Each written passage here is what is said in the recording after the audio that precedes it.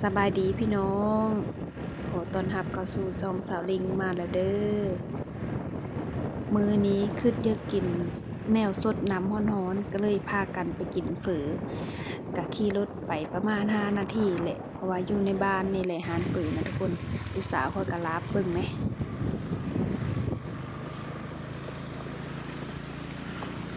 ร้านเฝออยู่ในซอย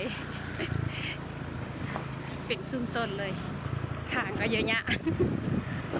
ตุบขี่เอามาเทิร์นข้าวหนึ่งประมาณ5นาที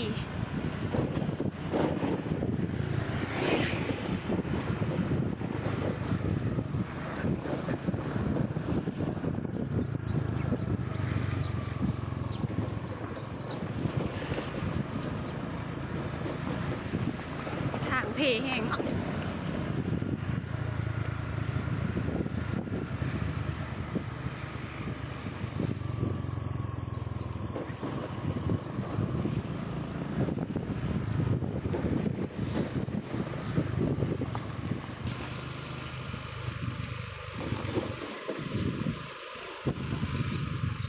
พิซซ่า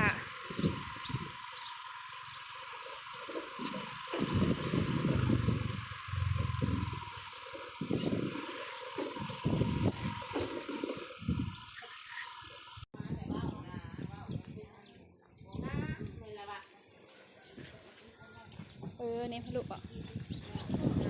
มาแล้วก็คอยพิเศษทั่วเงาะคอยจะแซ่บแห้ง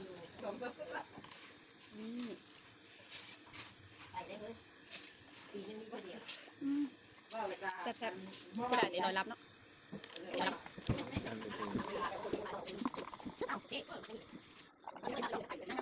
ไม่ต้องดูเลยเอาต่อเลยไม่ต้อง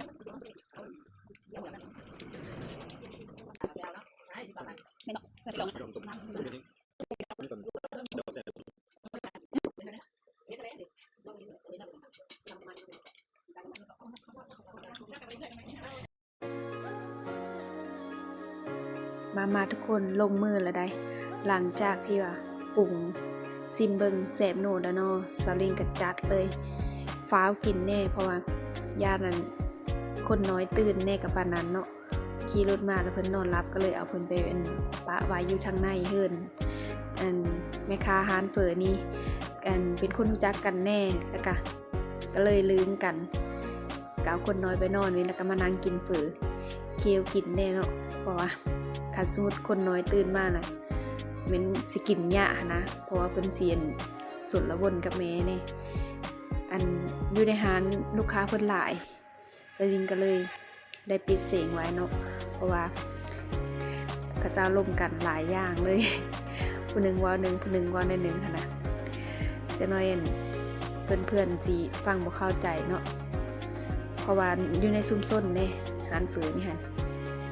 เป็นฮันประจำสลิงกระแมนนะทุกเธอที่เข้ามาลินอยู่ในสวรรค์เขตสลิงกับซีโซนกันไปกินฮานี้แล้วก็เราก็เฮอหลายพร้อมทุกคนนึงมากกับเราเป็นกันเองพร้อมเจ้าของฮานนะเราลืมกันกับยาสลิงเนาะแล้วกับบันนี้หันเรากับกันเองอัธยาศัยดีไหมคะใจดีนะเราเห็นสลิงกินครอบครัวสลิงมากินเลยกินเธอเลยกะเราเฮอนะกินเบิดแล้วบันนี้หันมาบันนี้หันได้หลายเราเอาเราพิเศษเธอเราว่าคันผู้ใดกินแซ่บแล้วเราให้หลายเราแหละกาสิวะแล้วก็บ่ได้โหงของนะทุกคนขอจะกินมื้อนี่แหละแล้วก็อีกอย่างนะน้ำซุปน้ำเฝอเราก็แซ่บราคากะน่ารักบ่แพงแห้งเนาะทุกคนถ้าเทียบใส่เศรษฐกิจทุกมื้อนี่ค่ะ3คนมากินกะมื้อถือเงินมาใบแสนก็มีทอนว่าสิซะว่าถ้วยนึง30,000 กีบดิแล้วก็ในร้านเพิ่นก็ขายน้ำพร้อมได้สลิงสั่งเป็นแต่โอแล้วก็แต่เลงจอกนึงแต่โอจอกนึงสลิงมากินแต่โอนะทุกคนเวลากินแล้วมันสดชื่นมีแห้งแต่ว่าคันอยู่ในร้านน้ำแบบคาเฟ่นี่บ่ฮู้ว่าเขาเจ้าเอิ้นอีหยังน้ำหยังก็บ่ฮู้เนาะสลิงเคยกินแต่ว่าแต่โอคันผู้เลยเคยกินแต่โอสิฮู้ว่าเป็นรสชาติมันเป็นจังได๋เนาะแซ่บแต่โอก็ได้ราคาก็บ่แพงจอกนึง10,000 กีบ ราคาแบบจับต้องได้นะ กินพร้อมเว้าพร้อม แต่ว่าเป็นลูกค้าเพิ่นก็เว้ากันเสียงดังกว่านะ ขอโทษขออภัยหลายๆได้ปิดเสียงไว้ ทุกคนเซิร์ฟบอกว่าค่อยกินเบิดเลยโทนี่ค่ะขนาดว่าเราเฮอพิเศษได้ต้นอันเส้นฝือแล้วก็เฮอพิเศษแล้วก็ค่อยบอกว่าเฮอซื้อโทเงาะค่อยหลายๆเพราะค่อยมากินโทเงาะนะโทยค่อยสิหลายสังเกตมาโลดตอนทับอีกนะแต่ก็กินจนเมิดเลยแซ่บแน่กะแม่แล้วก็ย่างค่อยคนกินหลายนะทุกคน แล้วซาเล้งกินจนเมิดเลยทุกคนเก่งแซ่ข้างมาคักแซ่บหารนี่ซาเล้งกินประจำเลยราคาก็บ่แพงถ้วยหนึง30,000น้ำกระจอกหนึง10,000กีบโอ้ยแซ่บหลายแล้วก็เด้อทุกคนบ๊ายบา